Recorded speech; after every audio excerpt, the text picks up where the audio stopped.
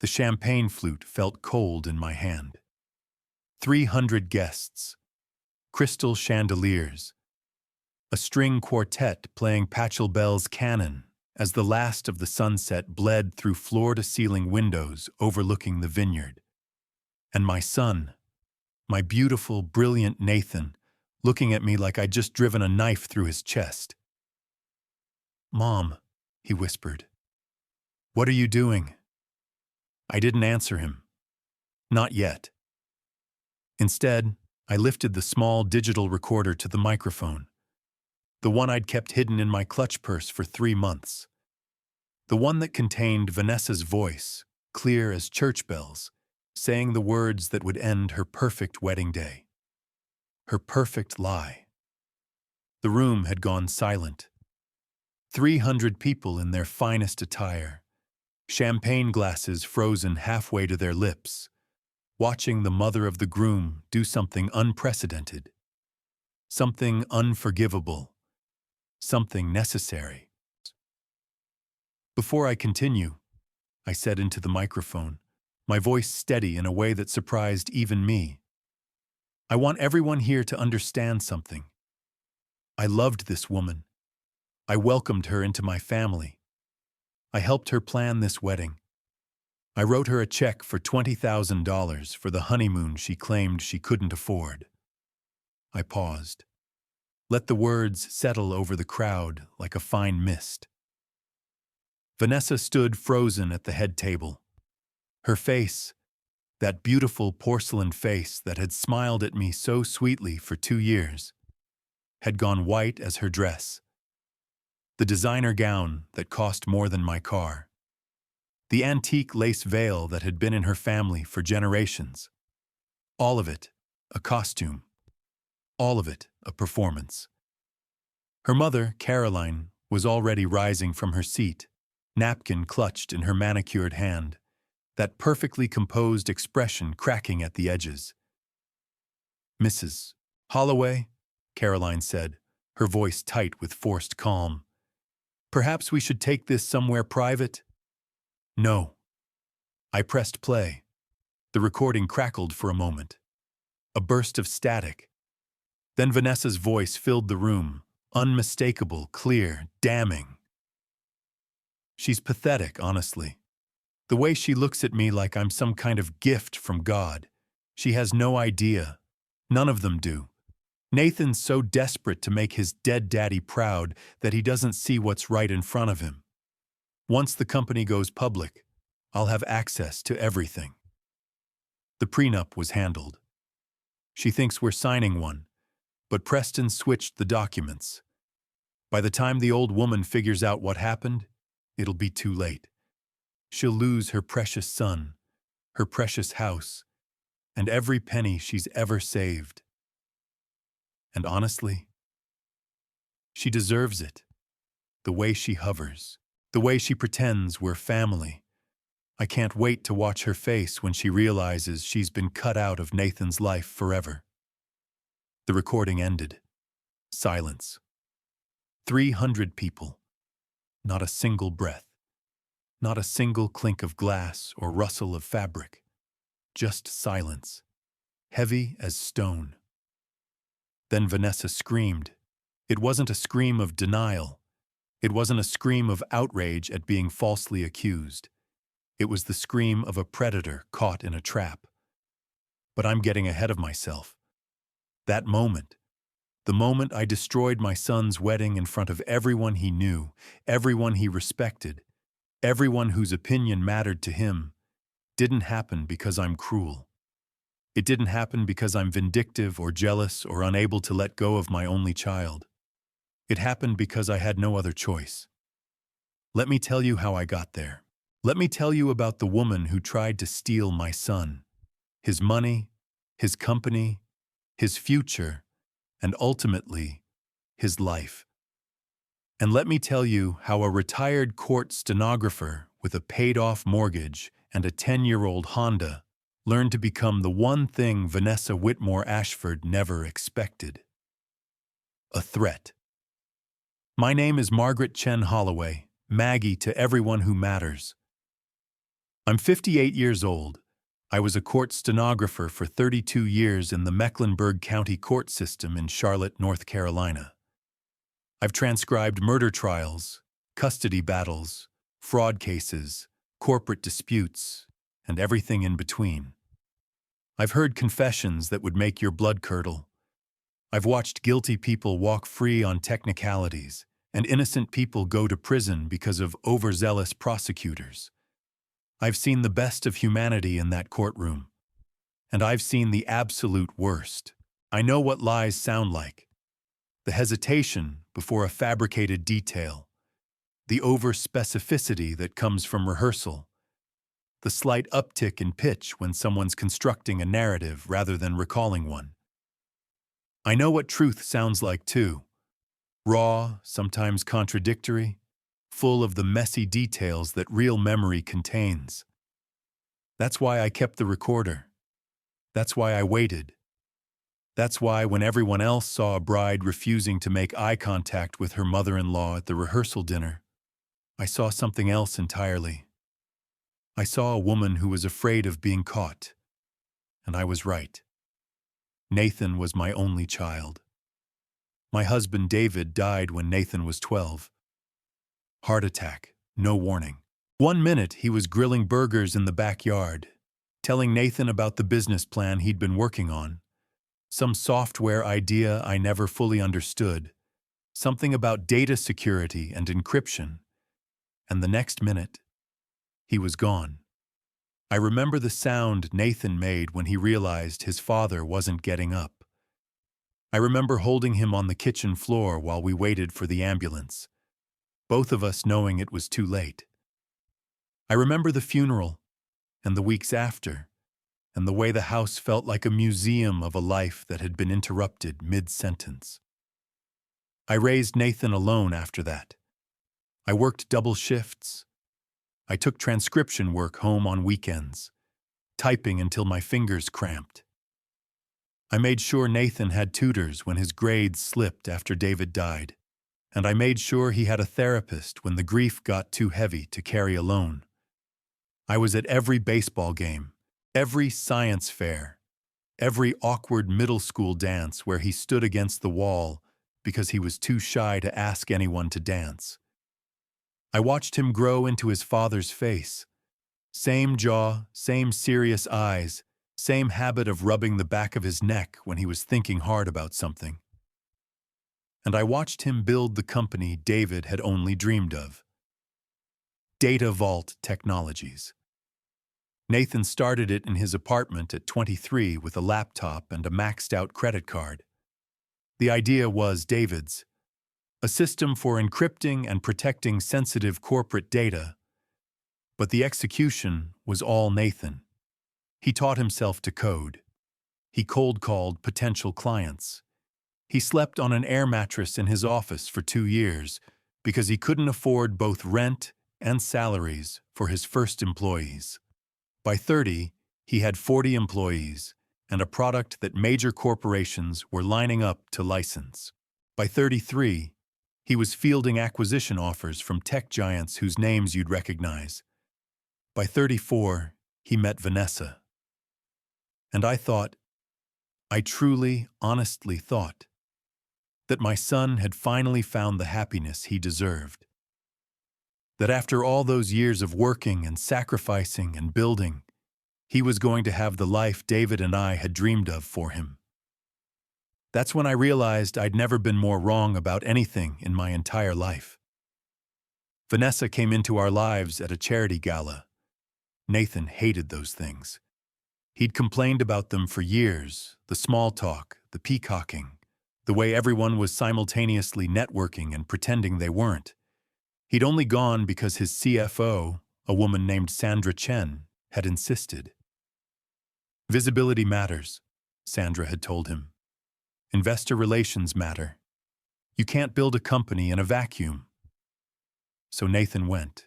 He put on a tuxedo, fixed his hair, and went to the Levine Center for the Arts to smile at strangers and make awkward conversation about market trends.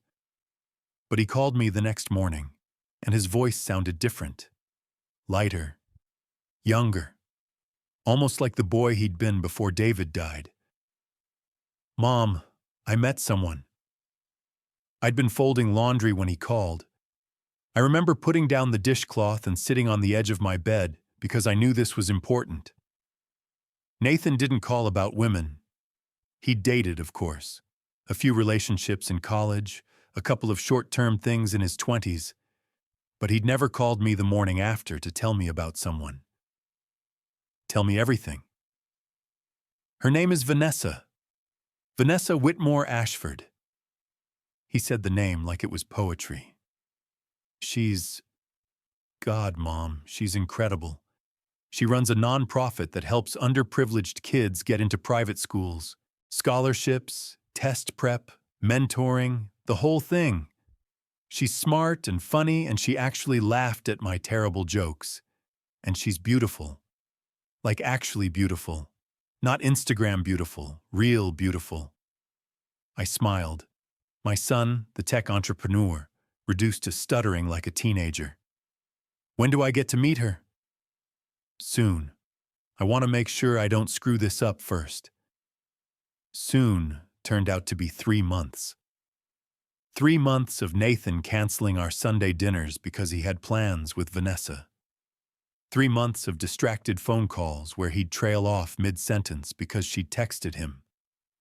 3 months of watching my son fall deeper and deeper into something that, by all accounts, seemed wonderful. I was happy for him, truly. But I was also cautious. 32 years in the courtroom had taught me that the most beautiful things often hid the ugliest truths. Finally, Nathan brought her to Sunday dinner at my house. I'd made pot roast, David's recipe, the one Nathan always requested for special occasions. Slow cooked for 8 hours, falling apart at the touch of a fork, with carrots and potatoes and a red wine reduction that David had perfected over years of experimentation.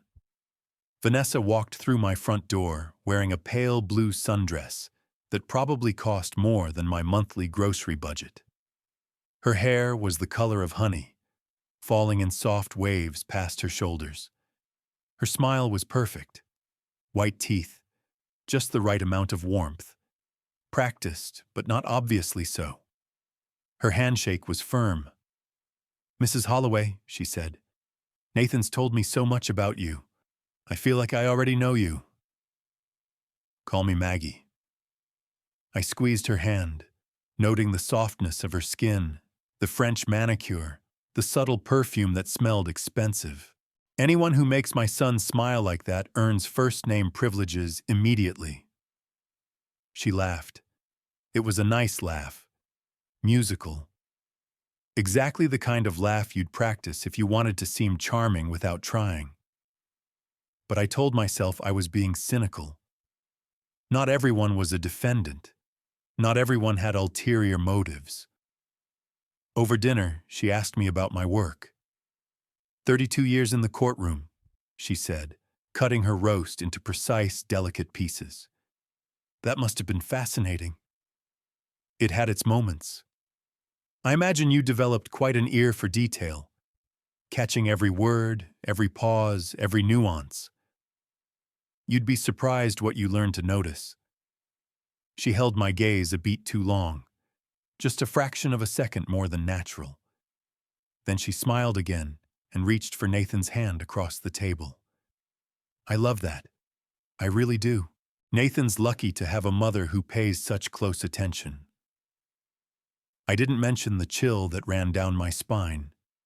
I didn't mention the way her words sounded less like a compliment and more like a warning. The first anomaly happened 6 weeks later. Nathan and Vanessa had been dating for about 5 months by then. They were practically inseparable.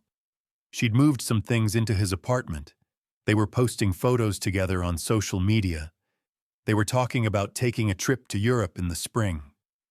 I'd met her parents twice, both times at their country club, both times over carefully orchestrated lunches that felt more like auditions than family gatherings. Her mother, Carolyn Whitmore Ashford, was one of those women who looked like she'd never broken a sweat in her entire life. Perfect hair, blonde going silver in a way that looked intentional and expensive. Perfect nails, always the same shade of neutral pink. Perfect diction, every word measured, every sentence constructed. Her father, Harold, was a ghost, literally present but functionally absent. He barely spoke, let Caroline do all the talking, and spent most of both lunches checking his phone under the table. Her brother Preston was loud where his father was silent, charming in a way that felt rehearsed. His handshake was too firm, his laugh was too hearty, and his eyes never stopped moving, calculating, assessing, measuring. They were the Whitmore Ashfords, old Charlotte money, old Charlotte name, or so I thought. The anomaly happened when I ran into an old colleague at the grocery store, Deborah Price, a court clerk I'd worked with for 15 years. "Maggie!" She grabbed my arm in the produce section, nearly knocking over a display of organic apples. "I heard Nathan's dating one of the Whitmore girls. You know the family?" Deborah's expression flickered. Just for a second, a micro-expression that most people wouldn't notice. Discomfort, maybe even pity. "I know of them. The father, Harold, he was involved in some civil litigation a few years back, before your time in that particular courtroom. Financial trouble, serious financial trouble. The family almost lost everything." "Really?" I set down the cantaloupe I'd been examining. "They seem comfortable." "Appearances," Deborah said, lowering her voice even though we were alone in the produce aisle. "That family has always been good at appearances. Caroline's father was a state senator. They had money then, real money. But Harold made some bad investments, got involved with some questionable partners, and by the time the lawsuits were settled, they were mortgaged to the hilt." "When was this?" "About 10 years ago. They've been treading water ever since, from what I hear. The country club membership is the only thing keeping them in the social circle, and rumor is they're behind on dues." I thought about that conversation all the way home. Then I told myself I was being paranoid. Plenty of families went through hard times. Plenty of people rebuilt after financial setbacks. It didn't mean anything about Vanessa. But I couldn't shake the feeling that something didn't add up. The second anomaly happened at Thanksgiving. Nathan and Vanessa had been together for 8 months. They'd announced their engagement 2 weeks earlier. A beautiful ring, a beautiful proposal on the observation deck at the Duke Mansion. Beautiful photos that got shared all over social media. I was happy for them, truly. But at Thanksgiving dinner, hosted at the Whitmore estate, a sprawling colonial in Myers Park with columns and a circular driveway and enough lawn to land a helicopter, I noticed something that lodged in my brain like a splinter. We were in the formal dining room. Crystal stemware, fine china with gold trim, a centerpiece that probably cost more than my monthly mortgage payment. Caroline was holding court at one end of the table, describing the wedding plans she'd already started making without, as far as I could tell, consulting Nathan or Vanessa. "The Biltmore estate," she said, waving her fork for emphasis, "would be perfect. But I think the St. Laurent Vineyard has that rustic elegance that's so popular now. The waiting list is impossible, of course, but I have connections." I watched Vanessa's face as her mother spoke. She wasn't looking at Nathan. She wasn't looking at me. She was looking at her brother, Preston. And Preston was looking back. There was something in that look. A communication I couldn't decode. A shared knowledge that excluded everyone else at the table. A secret being passed between them like a note in class. It lasted maybe 2 seconds. Then Preston raised his wine glass and said, "To the happy couple, May you get everything you deserve. Everyone clinked glasses, but I saw Vanessa's lips twitch. Just barely, just for a second. It looked like she was trying not to smile. I went home that night and sat in my living room for 2 hours, staring at the wall. The house was quiet. It was always quiet now. Had been quiet since Nathan moved out. Since David died. Since the life I'd built brick by brick turned into something I inhabited alone. I told myself I was being ridiculous. I told myself that Vanessa was a lovely woman who loved my son. I told myself that I was looking for problems because I was lonely, because I was afraid of losing Nathan to his new life, because mothers are hardwired to be suspicious of anyone who threatens to take their children away. I almost convinced myself. Then I remembered something David used to say. Maggie, you've spent your whole career listening. Trust your ears. My ears were telling me something was wrong. I just didn't have proof yet. The wedding plans accelerated. Caroline took over most of the arrangements, which was fine with me. I wasn't a country club person. I didn't know the difference between eggshell and ivory, and I couldn't have cared less about whether the napkins matched the tablecloths or whether the flowers were in season. But I offered to help where I could. Vanessa, I said one afternoon, when she stopped by my house to pick up some old photos of Nathan for a slideshow, I'd love to contribute. Whatever you need, addressing invitations, making phone calls, whatever helps. She smiled that perfect smile. That's so sweet, Maggie. But honestly, Mother has everything under control. She lives for this kind of thing. I'm sure she does. But this is my son's wedding, too. I want to be involved. Something flickered behind her eyes. Not quite irritation. Not quite suspicion. Something else. Of course. Of course you do. She paused. Looked around my living room. At the comfortable but worn furniture. The photos of Nathan at various ages. The bookshelf full of legal thrillers and gardening guides. You know what would be wonderful? If you could help with the honeymoon fund. Nathan mentioned you've been putting money aside. He did? He said you'd saved quite a bit over the years. For his future, he said. She laughed lightly, dismissively. He was so embarrassed. He didn't want me to think his family was, trying to show off. My savings. Nathan had told her about my savings. In 32 years of working, I'd never made much money. Court stenographers don't get rich. But I'd been careful, frugal. I'd saved what I could, knowing that someday Nathan might need it for a house or a business or an emergency. How much do you need for the honeymoon? Oh, I couldn't ask. Vanessa, how much? She bit her lip.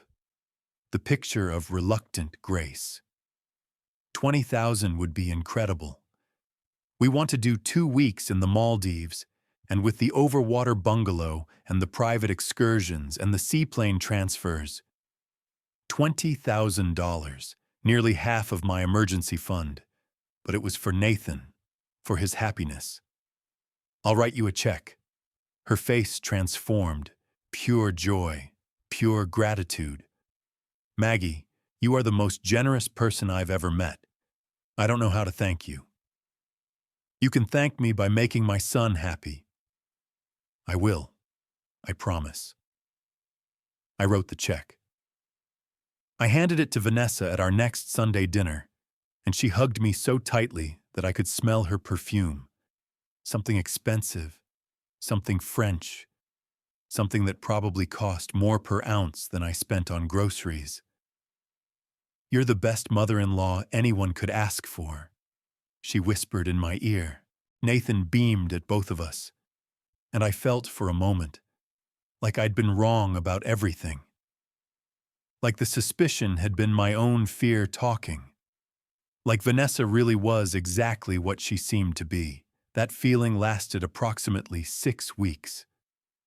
It was a Tuesday in March when I found the first real evidence. Nathan had asked me to stop by Vanessa's apartment to pick up some documents for the wedding. Something about vendor contracts that needed signatures from both families.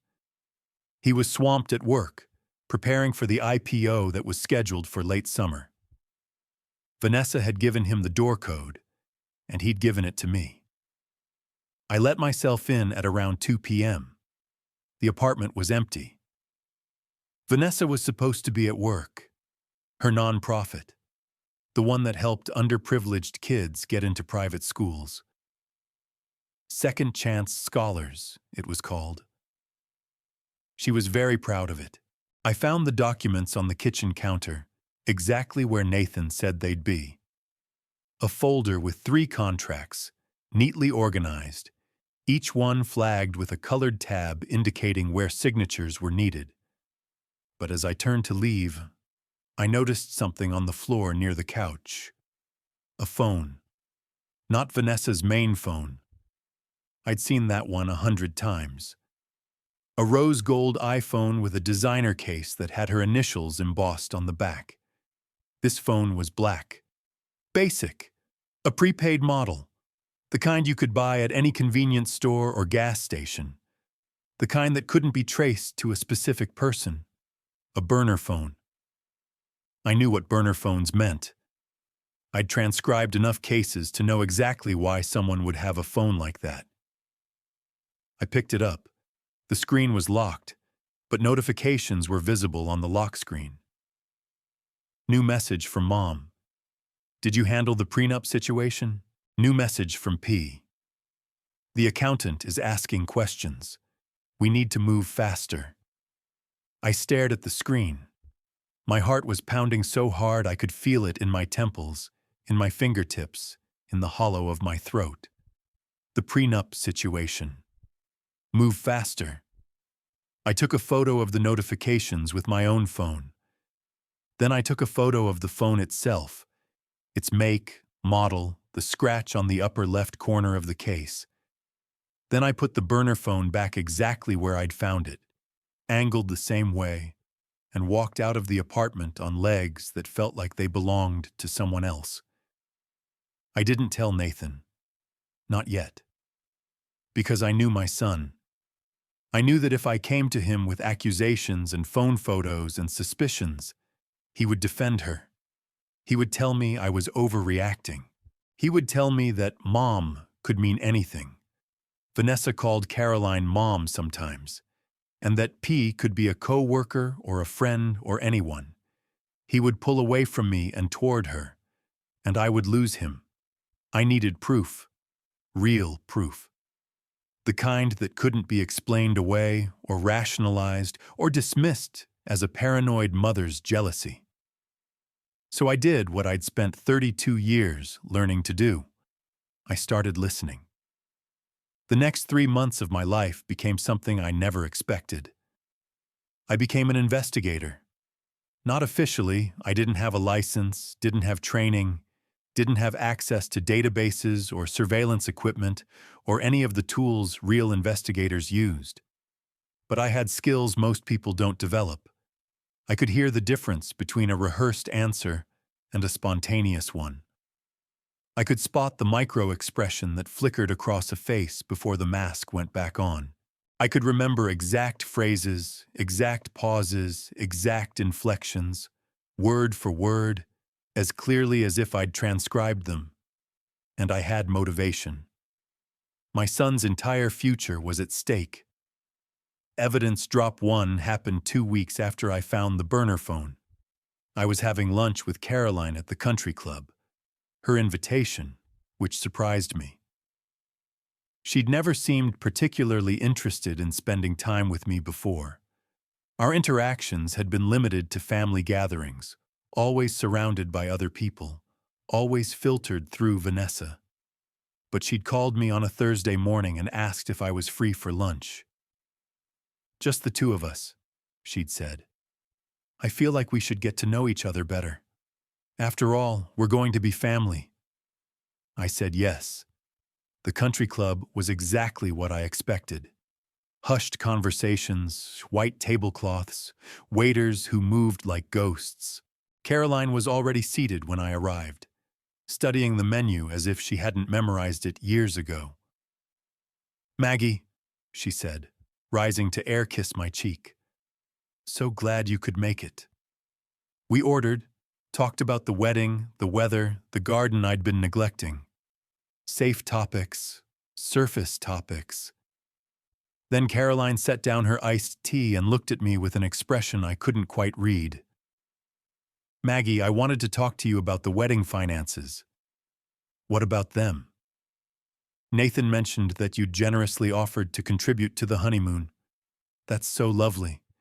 But I want to make sure we're all on the same page about the broader picture." "Meaning?" She smiled. The smile didn't reach her eyes. "Meaning that once Nathan and Vanessa are married, their finances will obviously be combined. And given the disparity in their situations, it's important that everyone understands their role." I felt the temperature drop, despite the afternoon sun streaming through the windows. Their role?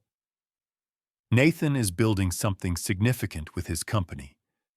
Vanessa brings other things to the table. Connections, social capital, family heritage. It's a partnership in every sense.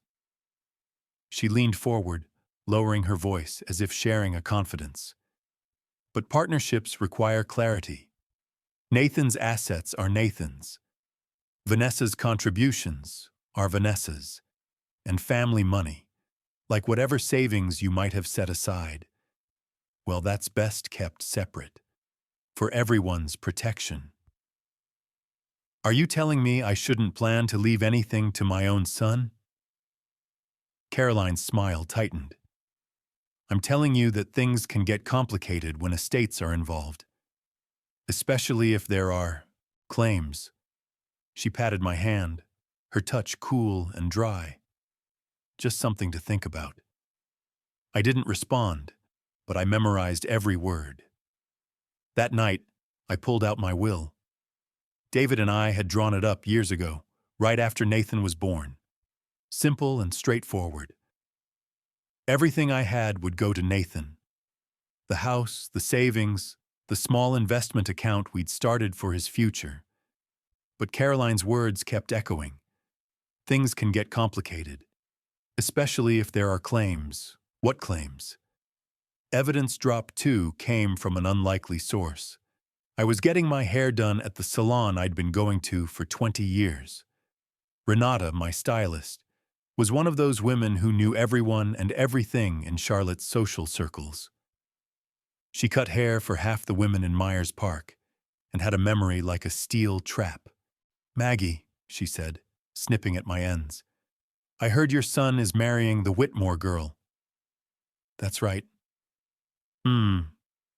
She made a sound that wasn't quite approval, wasn't quite disapproval, something more like cautious acknowledgement. "What?" Renata glanced around the salon, checking for eavesdroppers. Then she lowered her voice. "You didn't hear this from me, but the Whitmore Ashfords, they're not what they used to be. The father, Harold, he made some bad investments about 10 years ago. Real bad. Speculation in real estate developments that went belly up. They've been keeping up appearances, but honey, that house is mortgaged to the hilt. I've done Caroline's hair for 15 years, and let me tell you, the tips have gotten smaller every year. But they act like that's what they do. Act." She met my eyes in the mirror. "Why do you think they're so eager for your son to marry into the family? A tech company about to go public? That's a lottery ticket, Maggie. A big one." I left the salon with my hair freshly cut and my stomach in knots. That's when I noticed something else. The wedding invitation. I received mine in the mail like everyone else. Thick cream cardstock, gold embossing, elegant calligraphy. The kind of invitation that announced wealth and taste and attention to detail. but my name was wrong.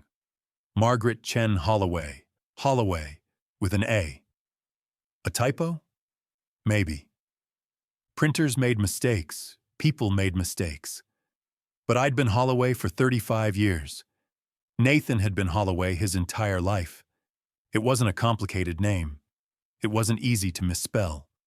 And Vanessa, who prided herself on perfection, who checked every detail twice, who sent back appetizers at restaurants if they weren't exactly right. She had let this slip through. I called Nathan. "Honey, did you see the invitations before they went out?" "I saw a proof, yeah. Why?" "My name is spelled wrong." Silence. Then, "What? That's impossible. I double-checked everything. It says Holloway, with an A." "Mom, let me ask Vanessa. Maybe it was a printer error." He called me back an hour later. "Vanessa says it was a typo at the printer. She's mortified. She wanted me to apologize on her behalf. She's going to send a correction to everyone." "It's fine," I said. "Mistakes happen." But I didn't throw the invitation away. I put it in a folder, the folder that was starting to fill up with things that didn't quite add up. I needed more. The burner phone, the country club conversation, the salon gossip, the invitation. They were puzzle pieces, but they didn't form a picture. Not yet. So I did something I'd never done before in my life. I hired a private investigator. His name was Marcus Webb, retired police detective, 25 years on the Charlotte-Mecklenburg force, now running his own firm out of a modest office on South Boulevard. I'd transcribed his testimony a dozen times over the years. He was thorough, professional, and discreet. I met him at a coffee shop, away from the courthouse, away from anywhere we might be recognized. "Mrs. Holloway," he said, settling into the booth across from me. His face was weathered, his hair gray at the temples, his eyes sharp and alert. "It's been a while. I need your help, Marcus. I figured, you don't strike me as the type to call a PI for fun." I told him everything. The burner phone, the notifications, Caroline's strange warning, the financial rumors. When I finished, he was quiet for a long moment. "What exactly do you want me to find out?" "I want to know who Vanessa Whitmore Ashford really is, her history, her finances, any red flags." "This is your son's fiancée." "I know. If I find something, it could destroy the relationship, destroy your relationship with him." "If there's nothing to find, then I'll sleep easier. But if there is something..." I met his eyes. "I need to know before my son marries her." Marcus nodded slowly. "It'll take a few weeks. Background check, financial records, social media deep dive, interviews with former associates. It's not cheap." "I don't care about the cost." He extended his hand. I shook it. "I'll be in touch." While Marcus worked, I watched. I watched Vanessa at every family gathering, every wedding planning session, every Sunday dinner that she deigned to attend. I watched her smile at Nathan like he was the center of her universe. I watched her charm everyone in the room, Nathan's friends, his co-workers, even Sandra Chen, who had initially been skeptical of the relationship. I watched her avoid my eyes. That was the thing that confirmed, more than anything else, that my instincts were right. Vanessa wouldn't look at me. Not directly. Not for more than a second or two. When she spoke to me, her gaze would slide past my face, land on my shoulder, drift to the wall behind me. When I asked her a direct question, she would answer while looking at Nathan, or at the floor, or at some middle distance that allowed her to technically face my direction without actually meeting my eyes. When we hugged, and we hugged often, because that's what mothers-in-law and daughters-in-law do, she would pull away quickly, like my touch burned her. I knew why. She was afraid of what I might see. And she was right to be afraid. Evidence Drop 3 arrived in my mailbox on a Wednesday afternoon. It was a plain manila envelope with no return address. My name was typed on the front, spelled correctly this time. Inside was a single piece of paper, a photocopy of a marriage certificate. Vanessa Marie Whitmore to Derek Jonathan Prescott. Dated 4 years ago. Married. Vanessa had been married before. I stared at the certificate for a full 5 minutes. Then I picked up my phone and called Marcus. "Did you send me something?" "I was just about to call you. My source at the courthouse came through. She was married. For approximately 7 months. The marriage was annulled. On what grounds?" "Fraud." I sat down heavily on my kitchen chair. Fraud. Derek Prescott filed for annulment, claiming his wife had misrepresented her intentions. He alleged she married him for access to his family's investment firm, where she funneled confidential information to a competitor. The competitor then made a series of trades that cost Prescott's firm about $6 million in losses and lost clients. Was she charged? Never. The evidence was circumstantial. The family wanted to avoid publicity, and they settled privately.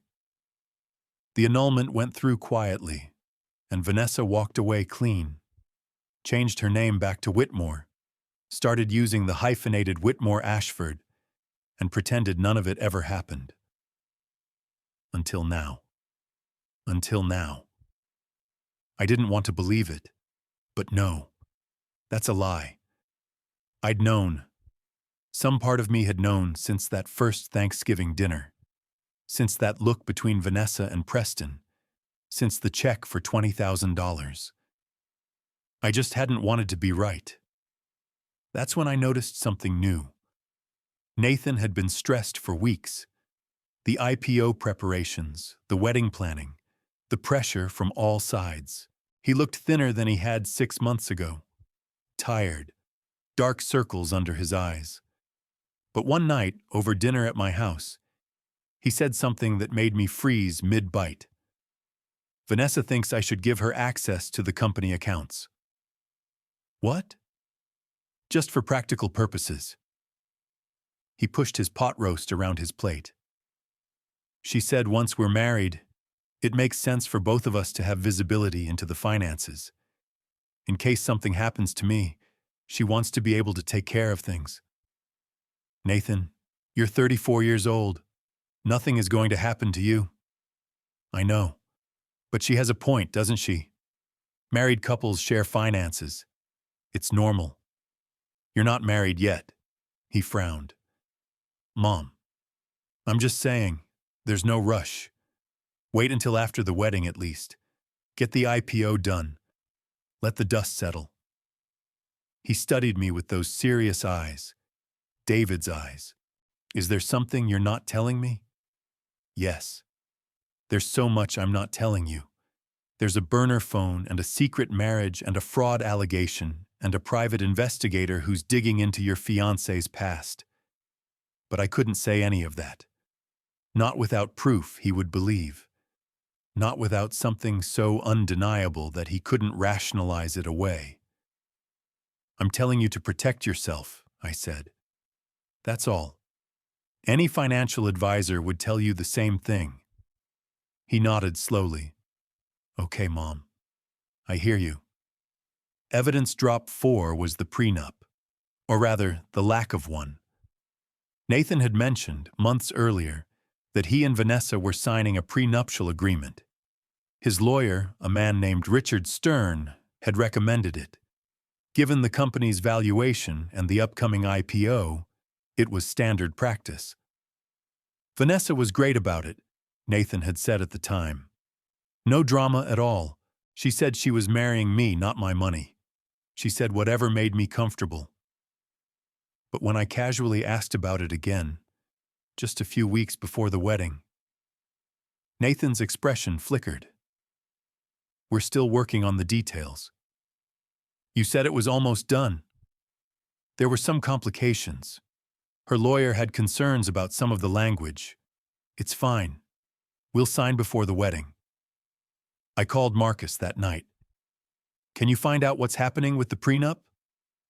I have a contact at one of the legal firms in town. Let me see what I can dig up. 3 days later, Marcus called back. The prenup was finalized 2 months ago. Both parties signed. Then why did Nathan say they're still working on it? Because your son signed a different document. What do you mean?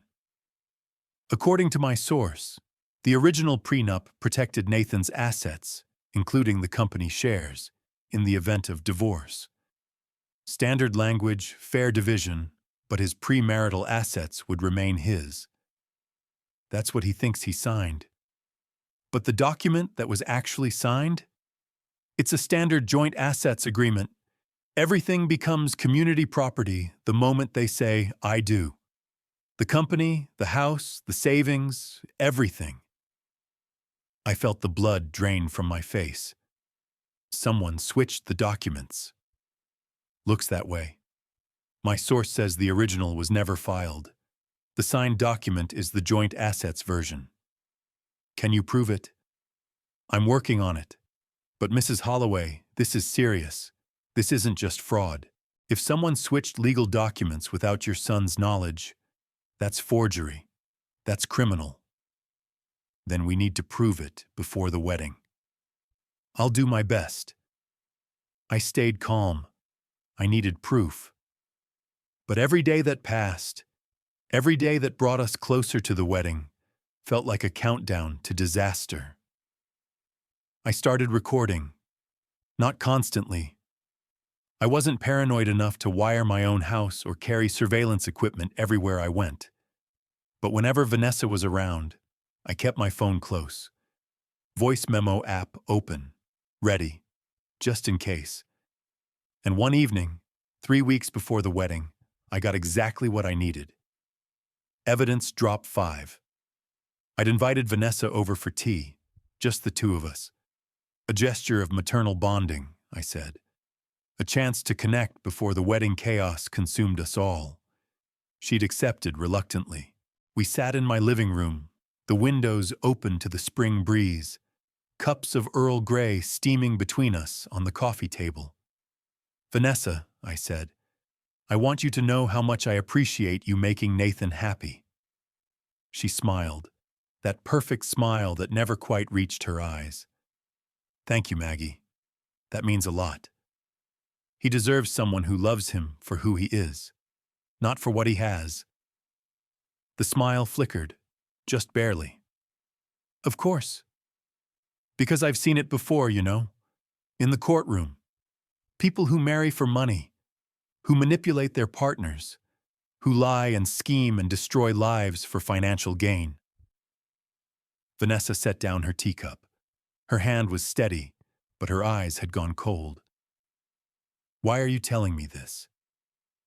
No reason. I held her gaze, or tried to. She was looking at my shoulder, just thinking out loud. Her phone buzzed. She glanced at the screen, then stood. I'm so sorry. I have to take this. It's the caterer. Last-minute emergency. Of course. She stepped out onto my porch, closing the screen door behind her. Through the open window, I could hear her voice. Not all of it, but enough. No, I can't talk right now, because she's right there. I don't know. She keeps looking at me like, no, she doesn't know anything. She can't. Preston, you need to relax. Yes, the documents are handled. Nathan doesn't suspect a thing. He thinks he signed the prenup. By the time anyone figures it out, we'll have access to everything. I know. I know. Just a few more weeks. I didn't move. I barely breathed. My phone was recording everything. That night, I listened to the recording 17 times. Preston's name, the documents, the prenup. Nathan doesn't suspect a thing. It was real. It was happening. And I finally had proof. But not enough. Not yet. Because a recording of a phone call, one side of a conversation, recorded without consent, might not hold up. Might be dismissed as out of context. Might be explained away as wedding stress, as a bride venting about family drama. Nathan wouldn't believe it. Not by itself. I needed more. Evidence drop 6 came from an unexpected source. A letter, hand-delivered to my house, no postage, no return address, Mrs. Holloway. I understand you've been asking questions about Vanessa Whitmore. I was married to her for 7 months. I know exactly what she's capable of. If you want to protect your son, meet me at Amelie's French Bakery on Saturday at 10 a.m. Corner table by the window. I'll be wearing a blue blazer. D.P. Derek Prescott, Vanessa's first husband. I met him on Saturday. Amelie's was crowded. Weekend brunch rush, families with strollers, couples lingering over croissants. I found him at the corner table, exactly where he'd said he'd be. He was younger than I expected. Early 30s, with sandy hair and the kind of carefully composed expression that suggested years of therapy. Years of learning to manage trauma. Mrs. Holloway. He didn't shake my hand, didn't rise from his seat. I'm glad you agreed to meet. How did you know I was asking questions? Charlotte's a small city. People talk. And I've been keeping tabs on Vanessa since the annulment. Waiting for someone to finally see through her. Why didn't you warn anyone yourself? Who would believe me? His voice was bitter. I'm the crazy ex-husband, the jealous failure who couldn't accept that his marriage fell apart. That's what she made me into. That's what everyone believes. I sat down across from him. Tell me everything. He told me. Derek Prescott had met Vanessa at a charity event. Same playbook, different target. She'd been beautiful, charming, passionate about her nonprofit work. She'd laughed at his jokes. She'd made him feel like the center of the universe.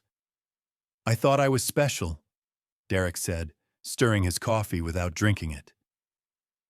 I thought she saw something in me that no one else did. I was wrong. She saw my family's money. That was it. They dated for 6 months. Engaged for 3. Married in a small ceremony on the Prescott family estate. I thought I was the luckiest man alive, Derek said. I thought she loved me. What happened? She started asking questions about the firm, my father's investment firm, detailed questions about our clients, our strategies, our upcoming deals. I thought she was just interested in my work. Proud of me.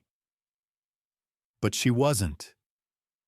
She was feeding information to someone, a competitor, a hedge fund that had been circling our clients for years. They made trades based on information only we should have had. Insider information. And we took the fall. His jaw tightened. By the time we figured it out, my father's firm had lost $6 million and most of our major clients. My father had a stroke from the stress. He's still in a care facility. And you traced it back to Vanessa? Not at first. At first I didn't want to believe it. But then I found the burner phone. My stomach dropped. She had a burner phone, hidden in her closet, behind her shoeboxes, full of messages to her brother, Preston. They'd been planning it for months before she even met me. Her brother is involved? Preston has gambling debts, serious ones. The kind of debts that get people hurt. Vanessa's been bailing him out for years.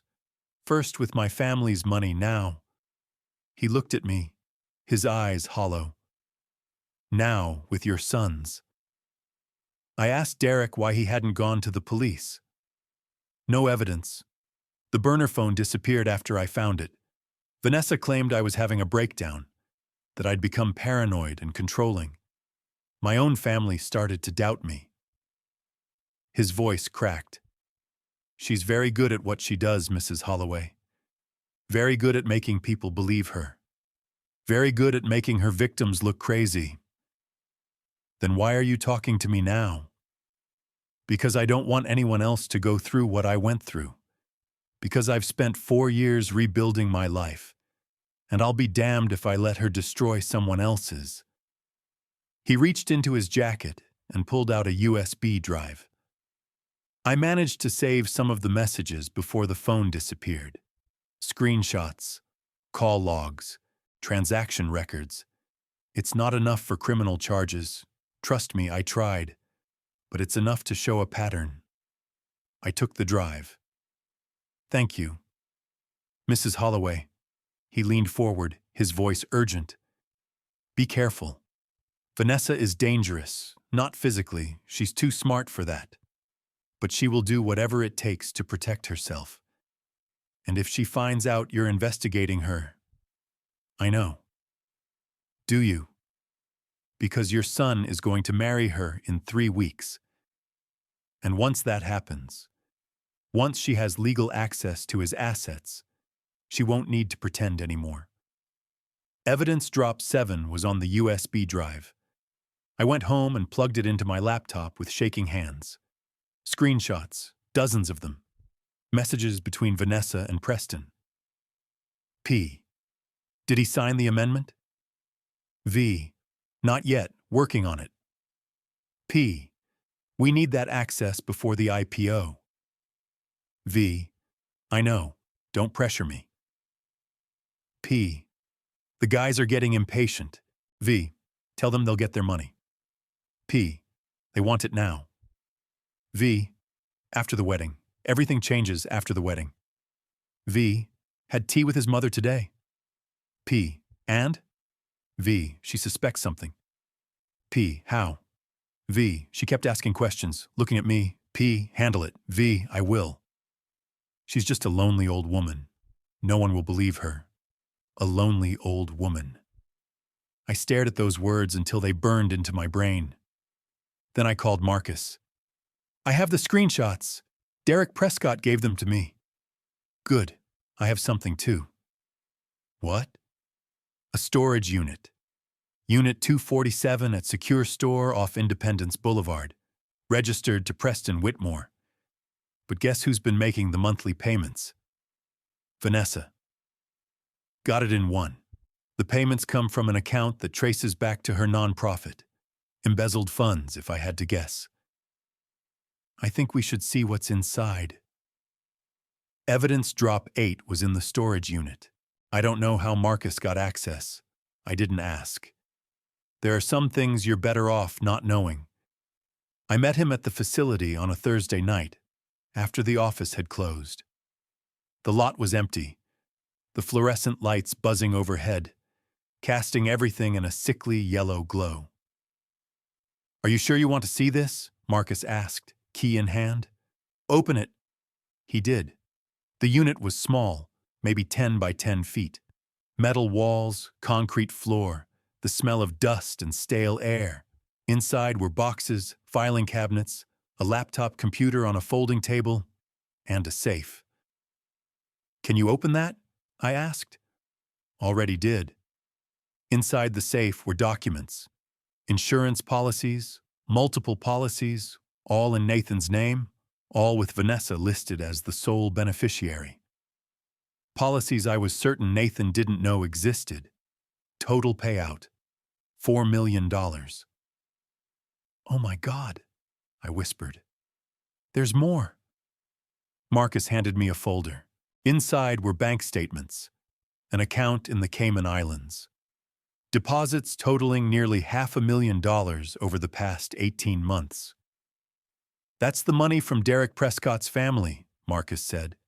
She's been sitting on it, waiting for the heat to die down, building her nest egg for the next target. She's not just after the company. No, ma'am. She's after everything. And when she has it... He didn't finish the sentence. He didn't have to. I sat in my car for an hour after Marcus left. $4 million in life insurance, an offshore account, a switched prenup, a brother with gambling debts and dangerous creditors. This wasn't just fraud. This was something far worse, and my son was walking into it blind. Then I heard the sentence that changed everything. I'd gone to Nathan's office the next day. I needed to see him, needed to look into his eyes and know he was okay. His assistant told me he was in a meeting but should be out soon. I waited in the lobby. Vanessa's voice came from around the corner. She was on her phone, walking toward the elevator, heels clicking on the polished floor. She didn't see me. I was seated in an alcove, partially hidden by a large potted plant.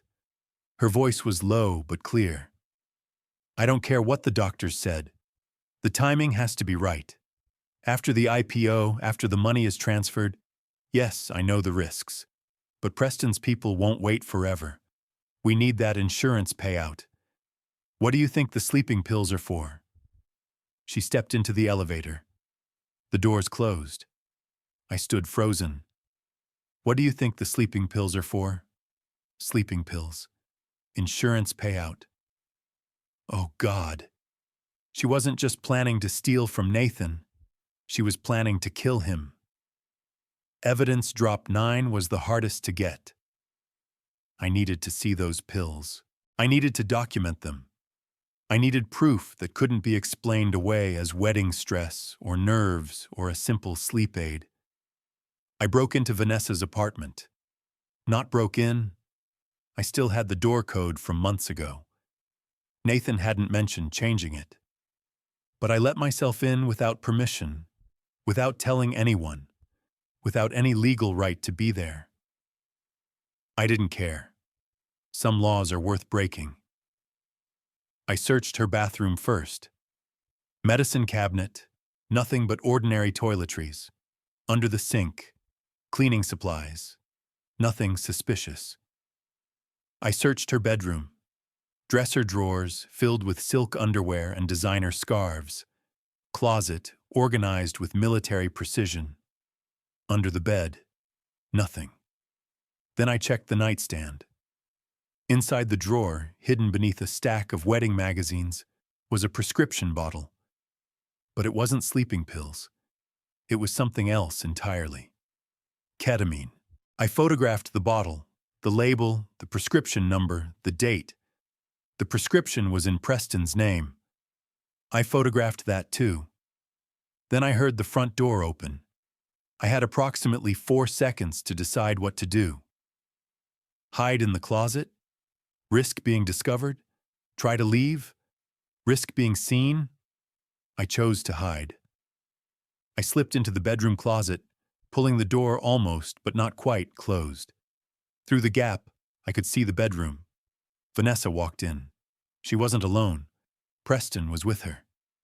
"Tell me again why we're here," Preston said, his voice tight with irritation. "Because I need to move the supplies.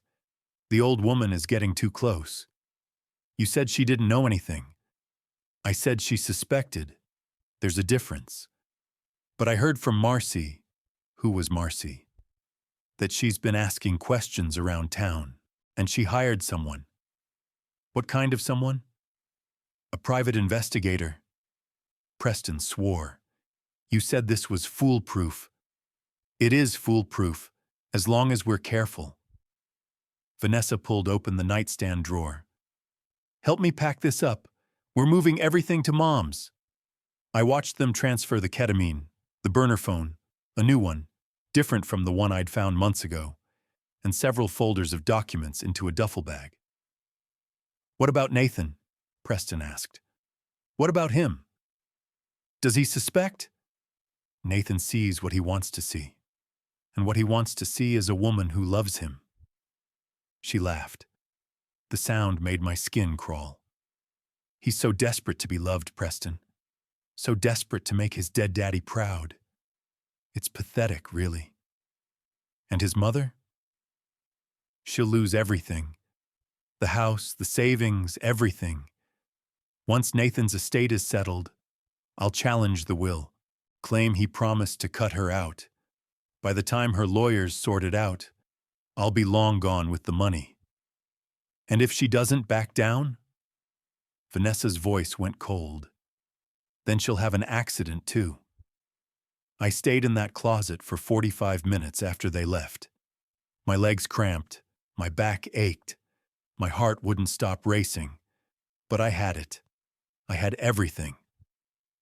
Vanessa and Preston's conversation, recorded on my phone, the photos of the ketamine, the screenshots from Derek's USB drive, the storage unit documents, the fraudulent prenup, the insurance policies, the offshore account, and now, recorded proof that Vanessa was planning to kill my son, and possibly me. I didn't go to the police, not yet, because I knew from 32 years in the courtroom that cases like this fell apart all the time, that lawyers found loopholes, that evidence got suppressed, that wealthy defendants with good attorneys walked free. And I knew that if Vanessa sensed any danger, she would accelerate her timeline. She would kill Nathan before anyone could stop her. So I did something else entirely. I started planning my own trap. 2 weeks before the wedding, I invited Marcus to my house for a strategy session.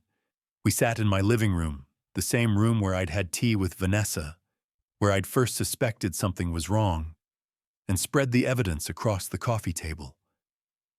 I need to expose her publicly, I said. Somewhere she can't run.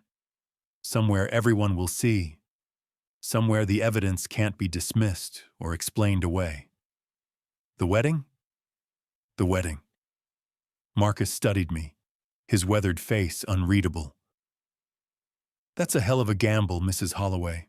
If you're wrong, if any of this evidence doesn't hold up, you'll destroy your relationship with your son forever. If I don't act, my son will be dead within a year. He didn't argue. What do you need from me? Copies of everything. Multiple copies, hidden in different locations. If anything happens to me before the wedding, I need those files to reach the right people. Who are the right people? Nathan's lawyer, the Charlotte Mecklenburg Police Department, and the Financial Crimes Division of the FBI. Marcus whistled. You're going scorched earth. I'm protecting my son. The next step was harder. I needed an ally inside the wedding. Someone who could help me if things went wrong. Someone who would believe me. Someone whose loyalty to Nathan was absolute. I chose Kevin Park. Kevin had known Nathan since middle school. They'd bonded over a shared love of video games and a mutual awkwardness around girls. Kevin had been there when David died, had held Nathan together through the grief, had stood by him through every up and down of the past 20 years. He was the best man at the wedding, the godfather to Nathan's future children, the one person besides me who would do anything to protect him. I met Kevin at a bar downtown, away from prying eyes, away from anyone who might report back to Vanessa. Mrs. H., Kevin said, sliding into the booth with a beer. This is mysterious. You've never asked me for a clandestine meeting before. Kevin, I need you to listen to me. Really listen. And I need you to keep an open mind. His smile faded. You're scaring me. Good. You should be scared. I told him everything. When I finished, Kevin's face was pale. His beer sat untouched on the table. I knew something was off, he said. I told Nathan. I told him Vanessa felt wrong, like she was performing all the time. But he said I was being overprotective. He said I was jealous. He loves her, or he thinks he does. What do you need me to do? During the reception, I'm going to play a recording of Vanessa discussing her plans. During the mother of the groom toast. During the toast? Kevin's eyes went wide. Mrs. H., that's insane. I know, but it's the only way.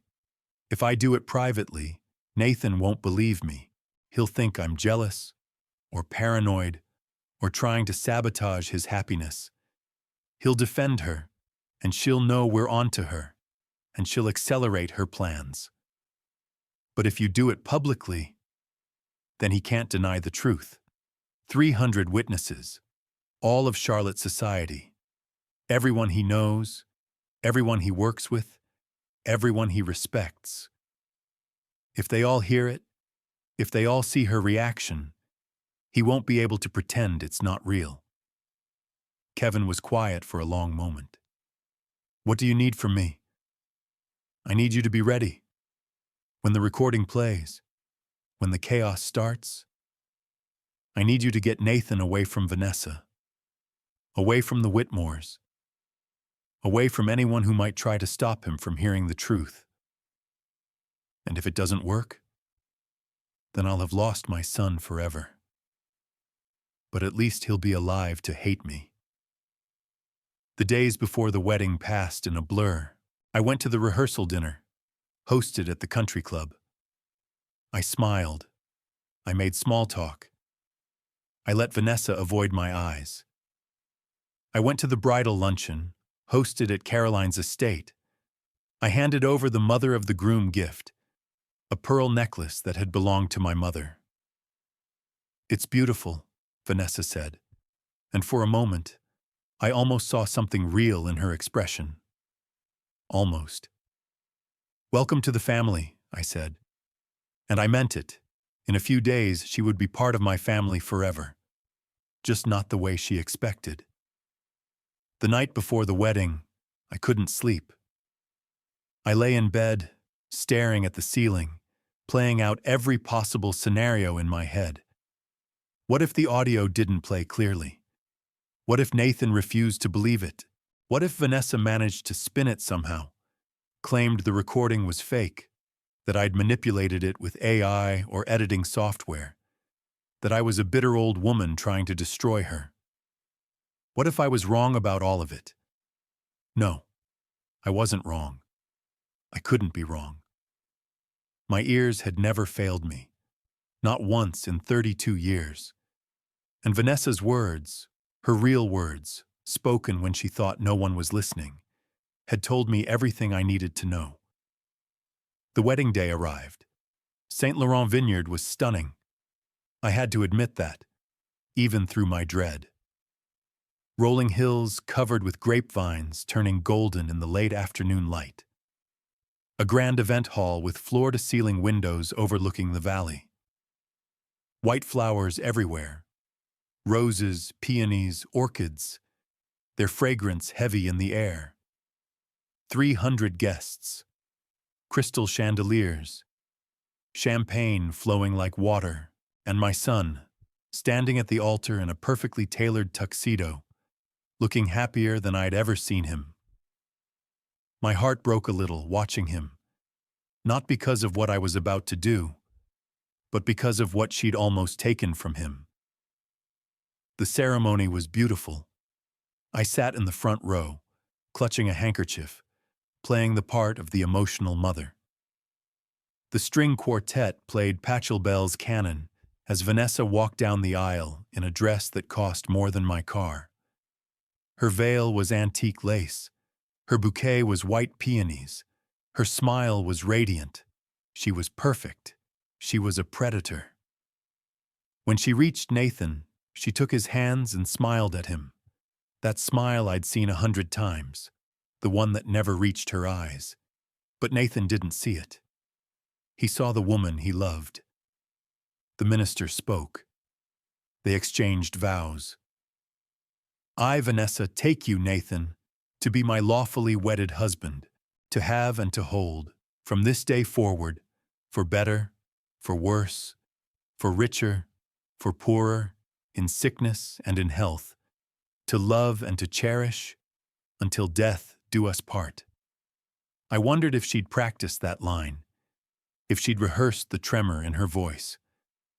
"I, Nathan, take you, Vanessa, to be my lawfully wedded wife, to have and to hold, from this day forward, for better, for worse, for richer, for poorer, in sickness and in health, to love and to cherish, until death do us part. My son meant every word. I knew that as surely as I knew my own name, and that's what made this so much worse. You may kiss the bride. They kissed. The crowd cheered, and I felt a clock start ticking in my chest. The cocktail hour was excruciating. I mingled. I accepted congratulations. I posed for photos with the happy couple, smiling until my face hurt. Vanessa still wouldn't look at me directly. "Maggie," she said, her gaze fixed somewhere over my shoulder. "Thank you for the pearls. They're stunning." "You're welcome, dear." Her hand found Nathan's arm, squeezing possessively. "We should go greet the other guests. So many people to thank." "Of course." She pulled Nathan away, and I watched them disappear into the crowd. Kevin caught my eye from across the room. He nodded, almost imperceptibly. We were ready. The reception began. Dinner was served, an elaborate 6-course affair with wine pairings and engraved menu cards. I picked at my food, my stomach too knotted to eat. The speeches started. Kevin went first, as best man. He told funny stories about Nathan's college days, about their friendship, about the time Nathan accidentally sent a company-wide email declaring his love for a particular brand of hot sauce. Everyone laughed. Nathan laughed. Vanessa smiled her perfect, empty smile. Then it was my turn. I stood up. My legs felt unsteady, but my voice was calm. "Good evening, everyone." 300 faces turned toward me. The room went quiet. "For those who don't know me, I'm Margaret Holloway, Nathan's mother." I paused, let the silence stretch.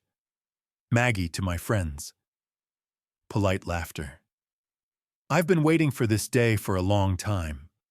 Watching my son grow from a shy little boy who was afraid to ask anyone to dance into the brilliant, successful, kind-hearted man standing here today." I looked at Nathan. His eyes were bright with emotion. "Nathan, your father would be so proud of you. Everything you've built, everything you've become, the way you kept his dream alive and turned it into something real." My voice cracked, and that part was genuine. "And I know he's watching over you tonight." Nathan wiped his eyes. "I also want to welcome Vanessa into our family."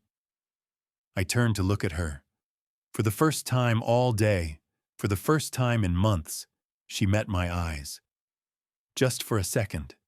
And in that second, I saw it. Fear. She knew. She didn't know what exactly, didn't know what I had, what I was planning, but she knew something was wrong. Good. "Before I continue," I said, "I want to share something special." I reached into my clutch purse and pulled out the digital recorder.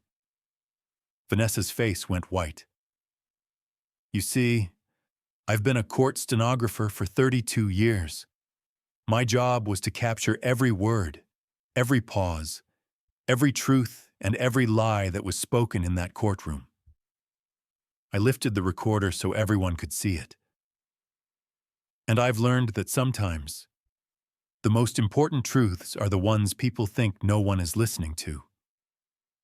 Caroline was on her feet. "Margaret, this is highly inappropriate."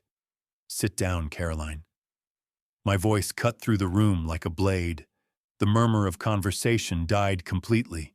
300 people held their breath. Caroline sat. I pressed play. The recorder crackled for a moment. Static. Then Vanessa's voice filled the room. Clear, unmistakable, damning. She's pathetic, honestly. The way she looks at me like I'm some kind of gift from God. She has no idea. None of them do. Nathan's so desperate to make his dead daddy proud that he doesn't see what's right in front of him. Nathan's face had gone slack, uncomprehending. "Once the company goes public, I'll have access to everything. The prenup was handled. She thinks we're signing one. But Preston switched the documents. By the time the old woman figures out what happened, it'll be too late.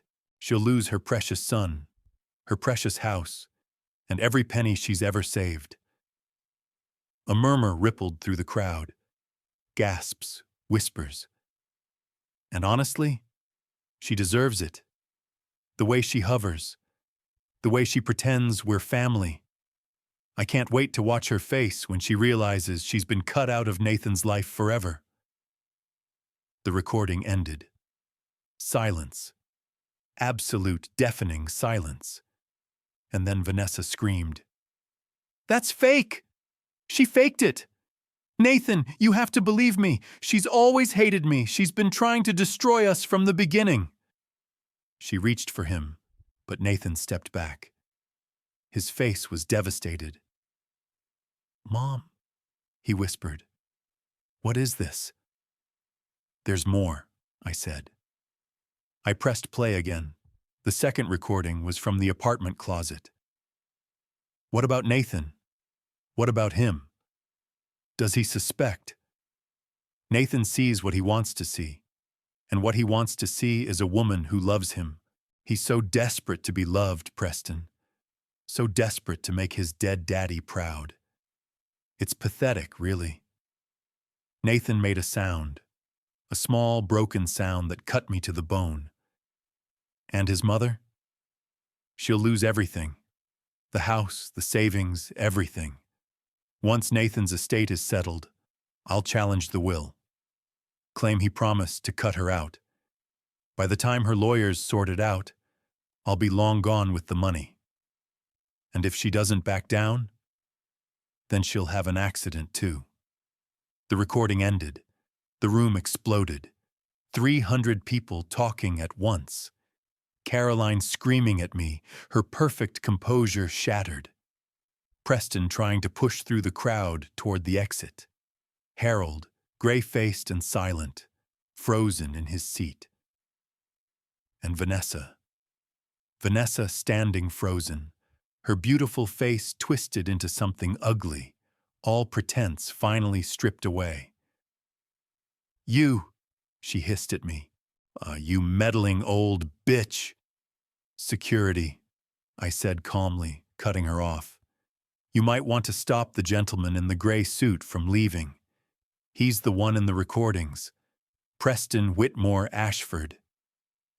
2 security guards, hired by the venue, now suddenly very interested in earning their pay, blocked Preston's path to the exit. "This is insane," Preston shouted, his face red. "I'm leaving. You can't stop me." "Actually," said a voice from the back of the room, "you're not." Marcus Webb stepped forward, accompanied by 2 Charlotte Mecklenburg police officers. "Preston Whitmore Ashford," one of the officers said, "you're under arrest for conspiracy to commit fraud. You have the right to remain silent. Anything you say can and will be used against you in a court of law." Preston's face went white. You can't, Vanessa!" But Vanessa wasn't listening. She was staring at me, hatred burning in her eyes. "You ruined everything," she said. "No," I said. "You ruined yourself. I just made sure everyone saw it." The next hour was chaos. Police swarmed the venue. Guests were questioned. Phones buzzed with lawyers being called, with texts being sent, with the story already spreading across Charlotte's social networks. The wedding of the year had become a crime scene. I sat on a bench outside, watching the sunset paint the vineyard in shades of gold and crimson. The air was cool, the evening birds singing, the world indifferent to the drama unfolding inside. Nathan found me there. He sat down next to me without saying anything. For a long time, we just watched the sky. "How long did you know?" he finally asked. "I started suspecting at Thanksgiving, about 8 months. Why didn't you tell me? Would you have believed me?" He was quiet. "No," he admitted. "I wouldn't have. I needed proof Proof you couldn't deny. Proof that would protect you no matter what happened to me. He turned to look at me. His eyes were red, his face drawn. She was going to kill me. Yes. And you. Probably. Mom, His voice broke. I'm so sorry. I should have listened. I should have seen it.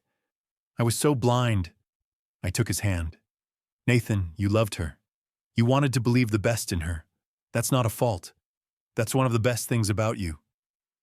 She used it against me. Yes. But she didn't win. That's what matters. Kevin came out to find us. The police want to talk to both of you. And there's someone inside who wants to meet Mrs. H. Says he drove down from Raleigh as soon as he heard what was happening. Derek Prescott had come forward. He'd heard about the wedding incident. News traveled fast. And he'd decided it was finally time to tell his full story. To go on record. To make sure Vanessa couldn't spin her way out of this. His testimony, combined with mine, combined with Marcus's evidence, combined with the recordings, it painted a picture that no lawyer could spin.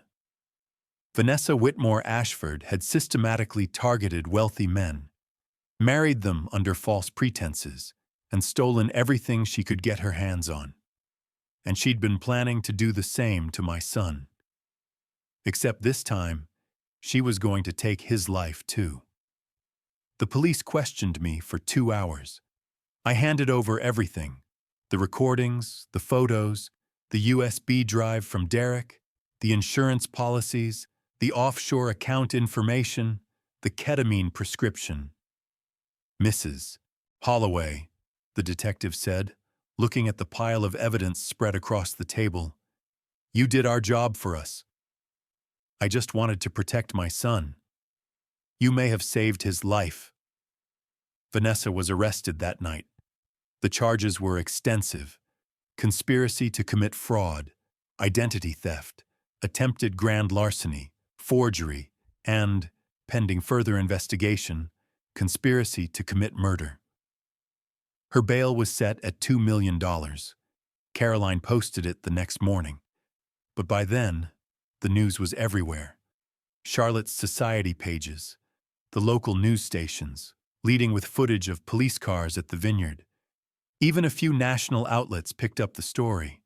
It had everything they loved: wealth, scandal, betrayal, a dramatic public reveal. A mother of the groom exposes bride's deadly scheme at wedding reception. Tech entrepreneur's wedding turns into crime scene. I trusted her.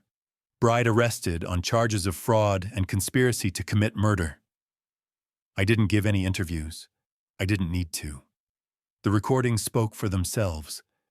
The weeks after the wedding were quiet. Nathan moved back into his old room at my house. He said he couldn't face the townhouse he'd bought for himself and Vanessa, couldn't face the memories, couldn't face the furniture they'd picked out together, the kitchen where they'd cooked dinner, the bedroom where she'd whispered lies in his ear. So he came home. I made him pot roast. We watched old movies on the couch, the way we used to when he was a teenager. Action movies, comedies, anything that didn't require thinking. We didn't talk about Vanessa much. Not at first, but slowly, bit by bit, he started to open up. I keep replaying it all in my head, he said one night, looking for the signs I missed. The signs were designed to be missed. But you saw them. I've spent my whole career watching people lie, Nathan. I had an unfair advantage. He laughed, a small, broken laugh, but still a laugh. The first one I'd heard from him since the wedding. Mom, you terrify me sometimes. Good. That means I'm doing my job. The legal proceedings took months. Vanessa's lawyers tried everything. They claimed the recordings were obtained illegally, that I'd entrapped her, that the evidence had been fabricated or manipulated. None of it worked. The prenup documents, both versions, were analyzed by forensic experts. The switch was confirmed. Different paper stock, Different printer, different timestamps. Derek Prescott's testimony corroborated the pattern of behavior. Same playbook, same tactics, same trajectory toward destruction. The offshore account was traced back to the Whitmore family through a series of shell companies that took federal investigators months to unravel. And the ketamine prescription, registered to Preston but found in Vanessa's possession, raised enough questions that the police opened a separate investigation into several other accidents involving people connected to the Whitmores over the years. In the end, Vanessa pled guilty to multiple counts of fraud and conspiracy. She was sentenced to 8 years in federal prison. Preston got 6. Caroline was never charged. There wasn't enough evidence to tie her directly to the scheme, though everyone knew she'd been involved. But the family's reputation was destroyed. They sold the Myers Park house at a significant loss. Harold filed for divorce and moved to Florida. Last I heard, Caroline was living in a small apartment in Raleigh, cut off from the society she'd spent her whole life trying to impress. Nathan's company went public 3 months after the wedding. The IPO was successful, more successful than anyone expected. Data Vault Technologies was valued at over $200 million. Nathan's stake made him wealthy beyond anything David had ever dreamed. But more importantly, he was free. Free from Vanessa. Free from the manipulation. Free from the shadow of a life that had almost been stolen from him. A year after everything happened, Nathan came to me with news. "I met someone," he said. My heart clenched. I couldn't help it. "Before you panic," he added quickly, "I've already done the background check. Marcus helped." I laughed, actually laughed, for the first time in what felt like years. "What's her name?" "Claire. She's a veterinarian. She has 2 rescue dogs and a cat named Chairman Meow. I like her already. She wants to meet you for Sunday dinner." I smiled. "Tell her I'll make pot roast." Claire was wonderful. She was kind and funny and didn't care about Nathan's money or his company or his social status. She cared about his terrible jokes and his habit of talking to his plants and the way he still called his mother every Sunday just to check in. She looked me in the eye when she talked to me, and her smile reached her eyes every single time. The wedding was small, 30 people, my backyard, a barbecue reception instead of a 6-course dinner. Nathan stood at the altar he'd built himself, a simple wooden arch draped with wildflowers that Claire had picked from a local farm. Claire walked down the aisle in a simple white sundress, her rescue dogs serving as flower girls, their leashes decorated with white ribbon. And when they exchanged vows, I didn't hear rehearsed lines or practiced emotion. I heard truth. At the reception, Nathan asked me to make a toast. I stood up, champagne in hand, looking out at the small crowd of people who loved my son, his real friends, his real family, the people who had stood by him through the worst year of his life. "For those who don't know me," I said, "I'm Margaret Holloway, Nathan's mother, Maggie to my friends." Everyone laughed, even those who knew the story. I've made a few toasts in my time. Some of them have gone better than others. More laughter. But today I don't have any recordings to play, no evidence to present, no revelations to make. I looked at my son, standing with his arm around his new wife, both of them beaming at me with pure, uncomplicated joy. Today, I just want to say this. Nathan, your father would be so proud of you. Not because of your company or your success or your money, but because of the man you've become. The way you picked yourself up after everything. The way you trusted again, even when it hurt. The way you found someone who sees you, really sees you, and loves you anyway. I raised my glass. To Nathan and Claire. May you get everything you deserve. And this time, I meant it in the best possible way. That night, after the guests had gone and the cleanup was done, I sat on my porch and watched the stars. The house was quiet. Nathan and Claire had left for their honeymoon, a road trip up the coast. Nothing fancy, just two people who wanted to spend time together. I thought about David, about what he would say if he could see everything that had happened. Maggie, you've spent your whole career listening. Trust your ears. I had trusted my ears, and they hadn't failed me. People ask me sometimes what I learned from the whole experience. They expect me to say something about trust, or vigilance, or the importance of doing your research before letting someone into your life. But the truth is simpler than that. I learned that love can blind us. I learned that the people who seem perfect are often hiding the most. I learned that words matter, every single one, and that the truth has a way of coming out, if you're patient enough to listen for it. And I learned that sometimes, the best thing a mother can do is make a scene. Vanessa is still in prison. She tried to write Nathan once, about 6 months after the conviction. A letter full of apologies and explanations and pleas for forgiveness. He didn't read it. He asked me what he should do, and I told him the truth. You don't owe her anything. Not your time, not your attention, not your forgiveness. She made her choices. Now she lives with them. He threw the letter away. Preston got out early on good behavior. He left Charlotte and moved somewhere out west. Arizona, I think. He's working at a car dealership now, far from the gambling debts and the dangerous creditors and the sister who led him down a path of destruction. I don't feel sorry for him, but I don't waste energy hating him either. Caroline reached out once, about 2 years after everything happened. She called me on a Tuesday afternoon.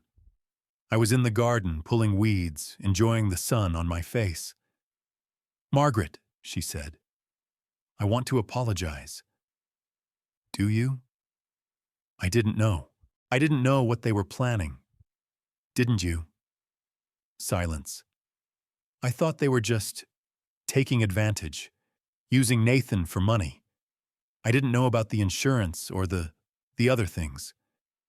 But you knew they were using him. More silence. Yes.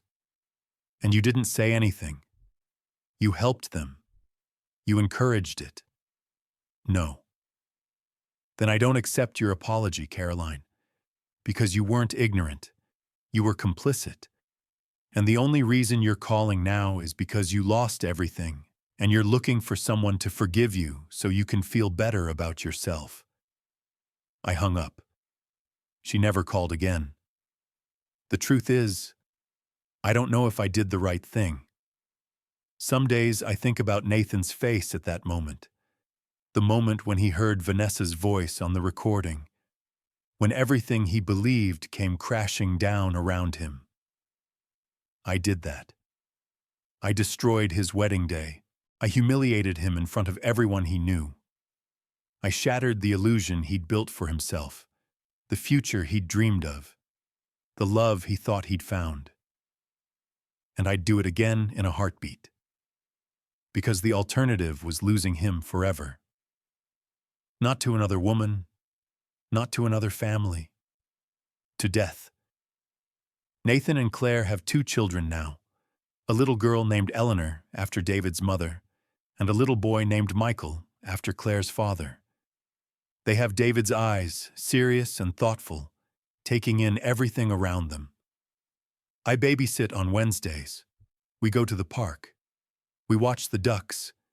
We have tea parties with stuffed animals and Chairman Meow, who tolerates the tiny humans with remarkable patience.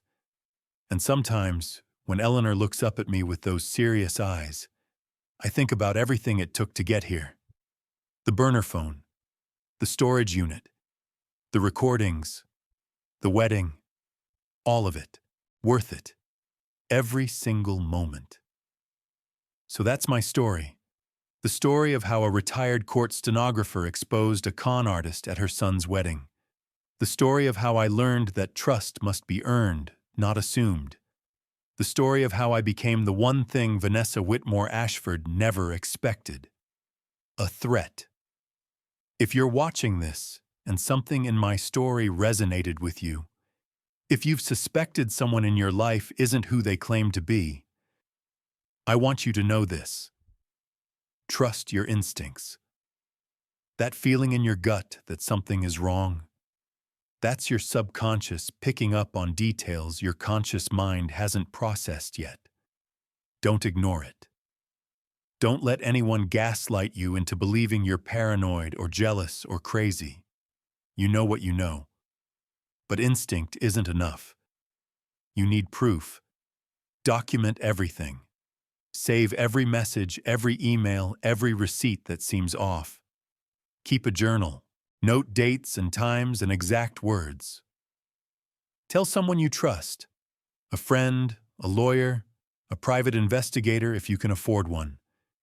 Don't try to do this alone. Build your evidence ladder one step at a time. And when you're ready, when you have enough to make your case undeniable, act. Not in anger, not in vengeance, in protection. Of yourself, of the people you love, of the future you deserve. Vanessa thought I was a lonely old woman. She thought I was pathetic and meddling and easily dismissed. She was wrong. I was a mother. And there is nothing more dangerous in this world than a mother protecting her child. Thank you for listening to my story. If it helped you, if it made you think, if it gave you the courage to trust your own instincts, leave a comment and let me know. Share it with someone who might need to hear it. And subscribe, because I'm told that's what you're supposed to say at the end of these things. But mostly, just remember, words matter. Every single one.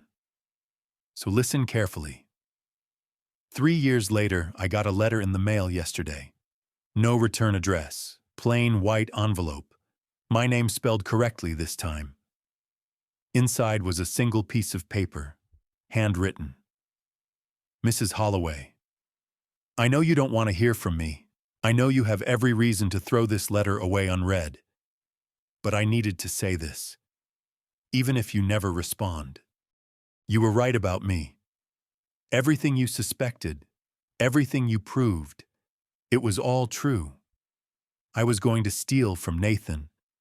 I was going to destroy your family. And yes, I was planning something worse. I've spent the last 3 years trying to understand how I became the person who could do that. I'm not asking for forgiveness. I don't deserve it. I know that.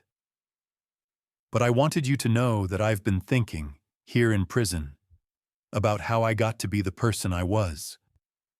My mother raised me to believe that money was the only thing that mattered, that love was a weakness, that people were tools to be used and discarded, that the world was a competition, and the only way to win was to take from others before they could take from you.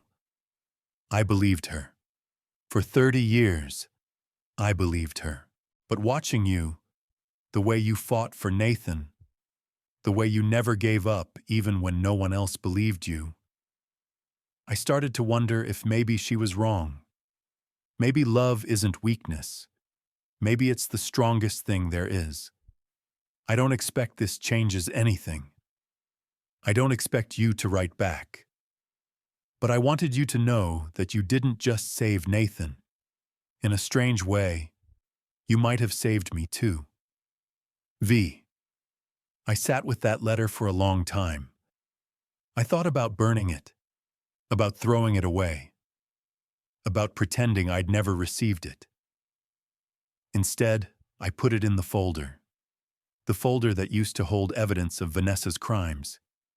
Now it holds something else. Evidence that people can change.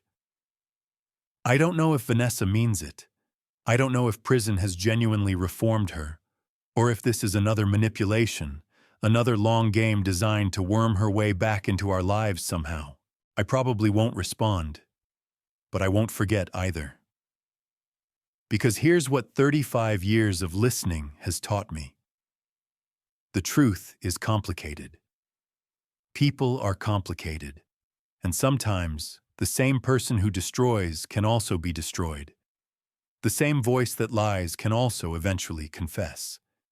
The same hands that take can also someday learn to give. I don't forgive Vanessa. Maybe I never will. But I'm not angry anymore either.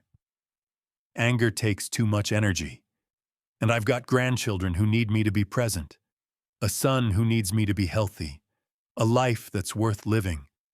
So I'll let the courts handle justice. I'll let time handle the rest. And I'll keep doing what I've always done. Listening. Watching. Protecting the people I love. Nathan doesn't know about the letter. I thought about showing him, but decided against it. He's in a good place now. Happy, settled, focused on his family and his work. He started a foundation in David's name, funding tech education for underprivileged kids. He doesn't need to carry Vanessa's burden. Not anymore. Claire asked me once what I would have done if the recordings hadn't worked. If Nathan had stood by Vanessa. If the police hadn't believed me. If the evidence had been dismissed. I told her the truth. I would have kept fighting. I would have found another way. I would have followed them around the world if I had to. I would have spent every penny I had, called in every favor I was owed, done whatever it took. But what if there wasn't another way? What if nothing worked? I thought about it. Then I would have gotten Nathan out some other way. I would have flown him to another country, faked my own death to draw her away. Whatever it took, I would have protected him no matter the cost. Claire laughed, but her eyes were serious. You're terrifying, Maggie. So I've been told. The house is quiet now. Nathan and Claire and the kids live about 20 minutes away. Close enough for regular visits. Far enough for them to have their own space. I still make pot roast on Sundays. I still work in my garden. Tomatoes and herbs and the roses that David planted 30 years ago.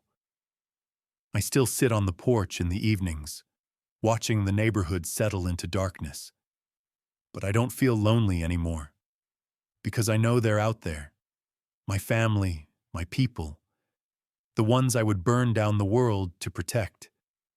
And they know I'm here, watching over them. Always. Sometimes I think about David, about what he would say if he could see everything that happened. I like to imagine he's proud of me, that he's up there somewhere, watching over us, saying, "That's my Maggie, that's my girl." But even if he isn't, even if there's nothing after this, no heaven, no reunion, no continuation, I know this much. I did what he would have wanted. I protected our son. I fought for our family, and I won. The other day, Eleanor asked me what my job used to be. I was a court stenographer, I told her. I wrote down everything people said. Everything? Everything. Every word, every sentence, every truth, and every lie. She thought about this, her tiny face scrunched in concentration. But why? Because words are important, sweetheart.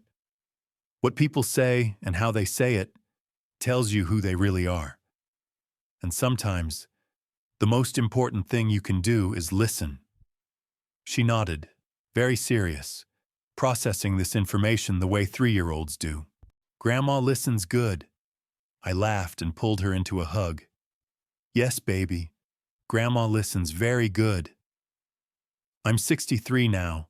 My hair is gray. My joints ache in the morning. I need reading glasses for everything except menus, which I've memorized out of sheer stubbornness.